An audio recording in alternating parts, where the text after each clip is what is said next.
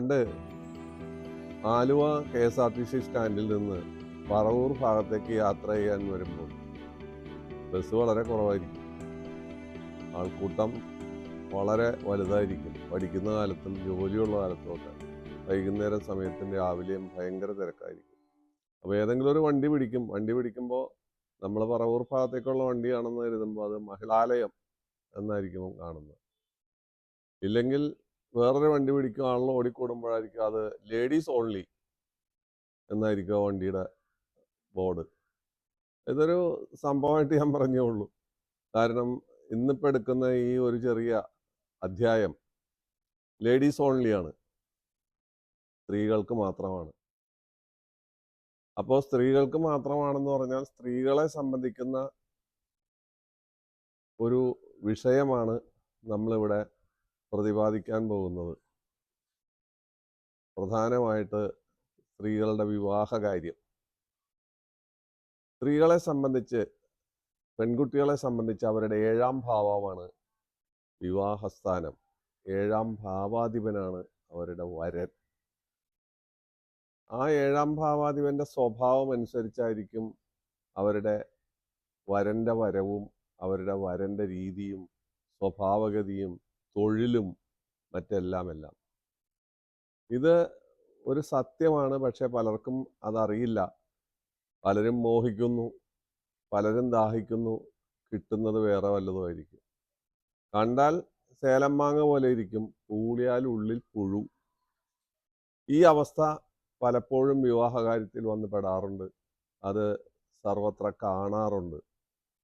അപ്പോൾ 7ാം ഭാവാധിപനെ കുറിച്ച് പറയുന്നു എന്നൊക്കെ പറയുന്നത്, എന്ത് 7ാം ഭാവാധിപൻ, എന്താണ് ഈ 7ാം ഭാവാധിപൻ, ഇതൊക്കെ എപ്പോഴും കേൾക്കണേണ്, എല്ലാവരും പറയണേ. എന്താണ് ഈ സംഭവം?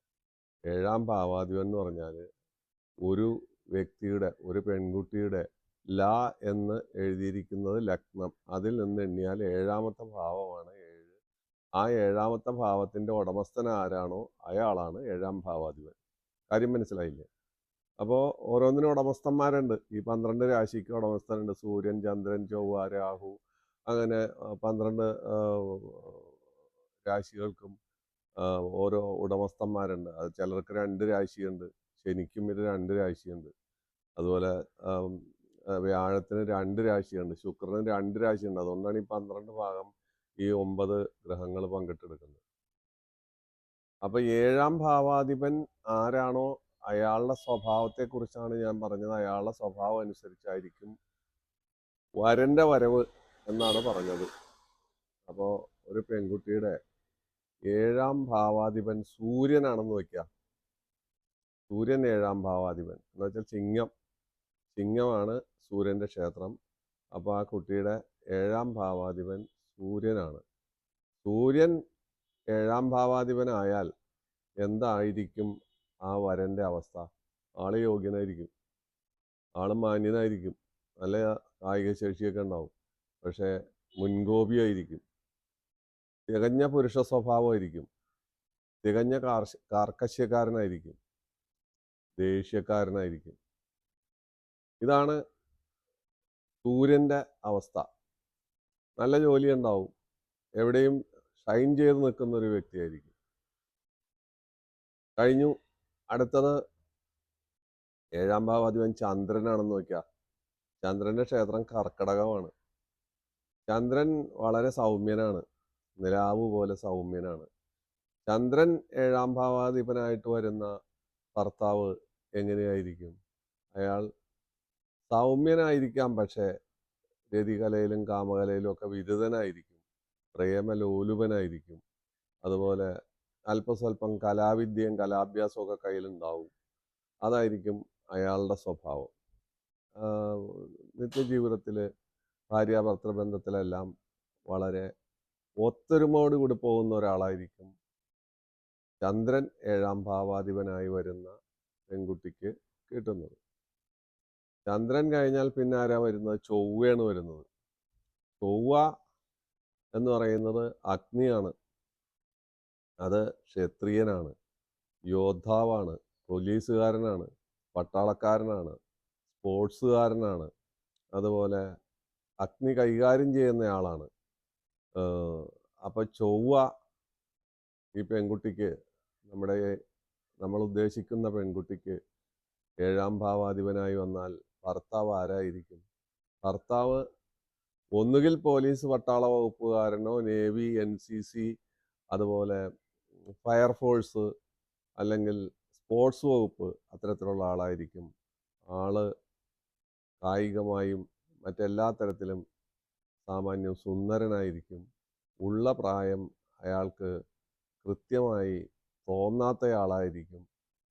അതുപോലെ ദേഷ്യം മൂക്കത്തുള്ള ആളായിരിക്കും. ഇതുപോലെ അനേക ഗുണങ്ങളും അനേക ദോഷങ്ങളും ഉണ്ട്. ഞാൻ ചെറുത് മാത്രമേ പറയുന്നുള്ളൂ. അങ്ങനെയായിരിക്കും. എന്നുവെച്ചാൽ പൊതുവിൽ കൊള്ളാവുന്ന ഒരാളാണ്. ഒരു ഒരു ഒരു ഒരു ക്ഷാത്രധർമ്മം, ക്ഷത്രിയ ധർമ്മം നിർവഹിക്കുന്ന ഒരു ഉത്തമ പുരുഷൻ തന്നെയായിരിക്കും. പക്ഷേ അയാളുടെ സ്വഭാവം ക്ഷത്രിയധർമ്മം ആയതുകൊണ്ട് ഒരു കർക്കശ്യ സ്വഭാവം അല്ലെങ്കിൽ തർക്ക സ്വഭാവം മുതലായ കാര്യങ്ങളൊക്കെ അയാൾക്കുണ്ടാകാം. ചൊവ്വ കഴിഞ്ഞാൽ പിന്നെ വരുന്നത് ആരാണ്? ബുധനാണ്. ബുധൻ പരമസൗമ്യനാണ്, സൂത്രക്കാരനാണ്. ബുധൻ അറിവിൻ്റെ മൂർത്തിയാണ്, സകല കലകളുടെയും സകല വിദ്യയുടെയും അധിപനാണ്. അപ്പോൾ 7-ാം ഭാവാധിപത്യം ബുധൻ വഹിച്ചാൽ അവൾക്ക് കിട്ടുന്ന ഭർത്താവ് കലാരസികനും കറുകനാമ്പിൻ്റെ നിറമുള്ളവനും ചുരുണ്ട മുടിയുള്ളവനും, അതുപോലെ തന്നെ ഇയാള് പല പല നിഗൂഢ വിദ്യകളിൽ, ശാസ്ത്രങ്ങളിലെല്ലാം പ്രാവീണ്യമുള്ളവൻ, അധ്യാപക വൃത്തി, എഞ്ചിനീയറിങ്, ജ്യോതിഷം, കഥ, സാഹിത്യം, കവിത മുതലായ കാര്യങ്ങളിലെല്ലാം പ്രാവീണ്യമുള്ള ആളായിരിക്കും. ഒരു പക്ഷേ നപുംസകത്വം ഉണ്ടാകാം. എന്തുകൊണ്ടെന്ന് വെച്ചാൽ ബുധന് നപുംസകത്വമുണ്ട്. ബുധൻ കഴിഞ്ഞാൽ പിന്നെ നമ്മൾക്ക് പറയേണ്ടി വരുന്നത് വ്യാഴത്തെക്കുറിച്ചാണ്. വ്യാഴം ഉത്തമ പുരുഷനാണ്, സ്വാത്വികനാണ്. വ്യാഴത്തോളം സ്വാത്വികനായ ഒരു ഗ്രഹവും സൗരയൂഥത്തിലില്ല. അത് സാക്ഷാൽ മഹാവിഷ്ണു പ്രതീകമാണ്. അപ്പോൾ വ്യാഴം 7-ാം ഭാവാധിപത്യം വഹിച്ചാൽ പെൺകുട്ടിയേക്കാൾ ഉയർന്ന സാമ്പത്തിക സ്ഥിതിയോ മെറ്റീരിയൽ സ്റ്റാറ്റസോ ഉള്ള ആളായിരിക്കും അയാൾ എന്ന് നമുക്ക് വിവക്ഷിക്കാം. അയാൾ സ്വാത്വികനാണ്, അയാൾ അതിരുവിട്ട് നടക്കില്ല, അയാൾ വേണ്ടാധീനങ്ങളിൽ ചെന്ന് പെടാൻ വിമുഖനായിരിക്കും, നീതിമാനായിരിക്കും.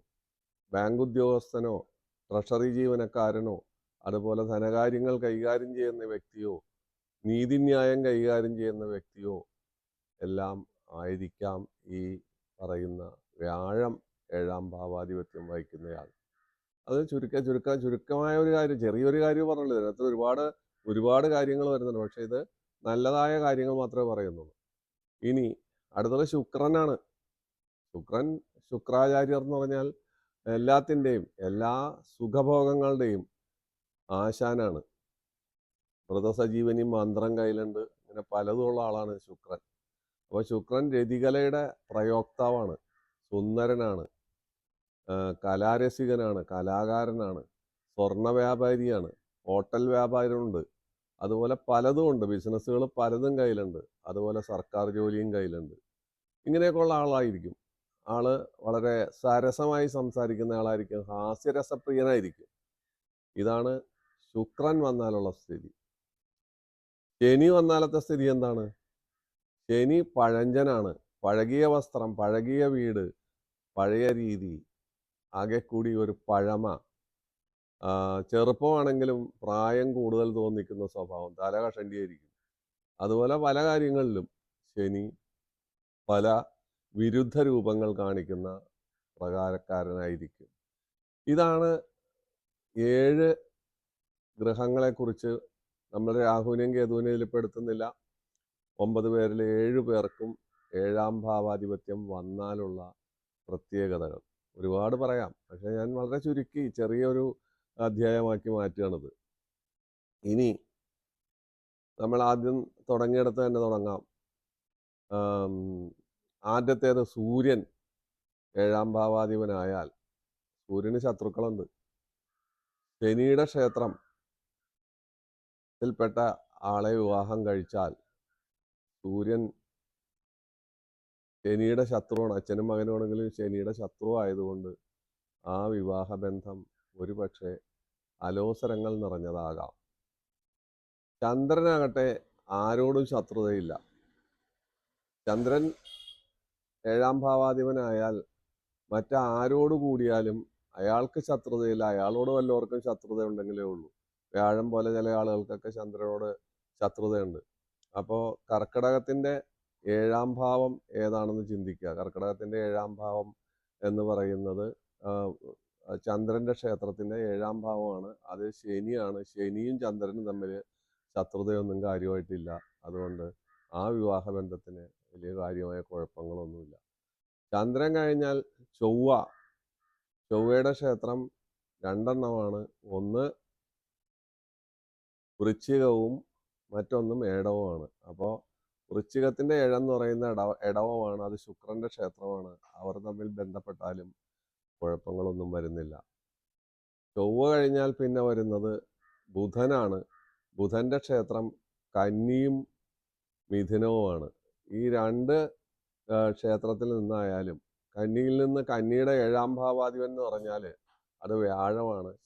അവർ തമ്മിൽ ശത്രുക്കളാണ്. ബുധനും വ്യാഴവും തമ്മിൽ ശത്രുക്കളാണ്.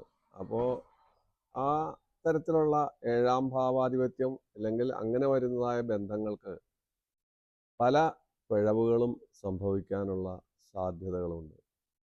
വ്യാഴം കഴിഞ്ഞാൽ പിന്നെ ശുക്രൻ വരുന്നു.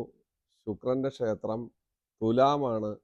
തുലാത്തിൻ്റെ 7 എന്നുവെച്ചാൽ വരേണ്ട പുരുഷൻ്റെ ക്ഷേത്രം മേടത്തിൻ്റെ ക്ഷേത്രമായ മേടമാണ്. ചൊവ്വയുടെ ക്ഷേത്രമാണ്. ചൊവ്വയും ശുക്രനും തമ്മിൽ കാര്യമായ പ്രശ്നങ്ങളൊന്നും ഇല്ല. അപ്പോൾ ശുക്രൻ കഴിഞ്ഞാൽ പിന്നെ ശനിയാണ്. ശനിയുടെ ക്ഷേത്രം 7-ാം ഭാവാധിപത്യം എന്ന് വെച്ചാൽ മകരത്തിൻ്റെയും കുംഭത്തിൻ്റെയും, മകരത്തിൻ്റെ നമ്മൾ പറഞ്ഞു കഴിഞ്ഞു, കുംഭത്തിൻ്റെ 7 ചിങ്ങമാണ്. അത് സമസപ്തമം വന്നാൽ പോലും ഈ പറയുന്ന ചിങ്ങ കുംഭരാശി പ്രസക്തമല്ല. കാരണം അവർ തമ്മിൽ അച്ഛനും മകനും ശത്രുക്കളാണ്. അപ്പോൾ ഈ ശത്രുമിത്രസ്ഥിതി അല്ലെങ്കിൽ സമസ്ഥിതി, സമക്ഷേത്രം, ബന്ധുക്ഷേത്രം മുതലായ കാര്യങ്ങൾ നമ്മൾ പെൺകുട്ടികളുടെ വിവാഹകാര്യത്തിൽ വളരെ കൂലങ്കഷമായിട്ട് ചിന്തിക്കേണ്ട ഒരു കാര്യമാണ്. അതുപോലെ തന്നെ 7-ാം ഭാവാധിപന് മൗഢ്യമുണ്ടോ? മൗഢ്യം എന്ന് പറഞ്ഞാൽ ചാർജ് പോയ ബാറ്ററിയാണ്. മൗഢ്യമുള്ള 7-ാം ഭാവാധിപൻ എന്ന് പറഞ്ഞാൽ നപുംസകനായ ഭർത്താവായി മാറും. അതുപോലെ 7-ാം ഭാവാധിപന് നീചമുണ്ടോ?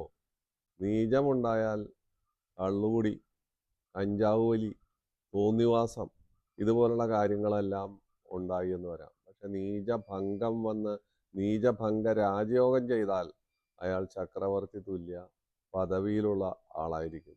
ഇതുപോലെ ഓരോ ഗ്രഹങ്ങൾക്കും ചന്ദ്രന് ബലക്ഷയമല്ലാതെ മൗഢ്യമില്ല, സൂര്യന് മൗഢ്യമില്ല, ബുധന് മൗഢ്യം സർവ്വസാധാരണമായിട്ട് വരാറുണ്ട്. ബുധന് മൗഢ്യം വരും, വ്യാഴത്തിന് മൗഢ്യം വരും, ചൊവ്വയ്ക്ക് മൗഢ്യം വരും, ശുക്രന് മൗഢ്യം വരും. ശുക്രൻ്റെ മൗഢ്യം വളരെ നല്ലതാണ്. അറിവിൻ്റെ മൂർത്തിയായിരിക്കും ശുക്രന് മൗഢ്യമുള്ള ആളുകൾ. സാധാരണ സന്യാസിമാരുടെ ജാതകമൊക്കെ പരിശോധിച്ചാൽ ശുക്രന് മൗഢ്യം ഉണ്ടാകും. പക്ഷേ അവർ വൈവാഹിക ജീവിതത്തിൽ രതികലയിൽ വളരെയധികം പരാജയപ്പെടുന്നതായിട്ടാണ് കാണുന്നത്. വിവാഹബന്ധം തന്നെ പിരിഞ്ഞു പോകാവുന്ന സാധ്യതയുണ്ട്. ശുക്രൻ്റെ മൗഢ്യം മറ്റു കാര്യങ്ങൾക്കെല്ലാം ഔദ്യോഗികമായിട്ടും അറിവുകൊണ്ടും കല കൊണ്ടും എല്ലാം ഔന്നത്യത്തിലേക്ക് വരും. സന്യാസി രൂപനായിരിക്കും. ശനിയുടെ മൗഢ്യവും ഇതുപോലെ തന്നെയാണ്, വല്ലാത്ത അലോസരങ്ങൾ ഉണ്ടാക്കും. അപ്പം മൗഢ്യം, നീചക്ഷേത്രം, ശത്രുക്ഷേത്രം മുതലായ സ്ഥലത്ത് നിൽക്കുന്ന 7-ാം ഭാവാധിപനെ നമ്മൾ വളരെ സൂക്ഷിച്ച് മാത്രമേ അത്തരം ബന്ധങ്ങൾ ചേർക്കാവൂ എന്നുള്ളതാണ്. ഇതൊരു വലിയ ചെറിയ കാര്യമാണ്. വലിയ ചെറിയ കാര്യമെന്ന് പറഞ്ഞാൽ വലിയ കാര്യമാണ്. അതുപോലെ തന്നെ വളരെ കൊച്ചു കാര്യമാണ്. ഈ ചെറിയ അധ്യായം നിങ്ങൾക്ക് ഇഷ്ടപ്പെട്ടു എന്ന് ഞാൻ വിശ്വസിക്കട്ടെ. വീണ്ടും കാണാം. തൽക്കാലം വിടാം.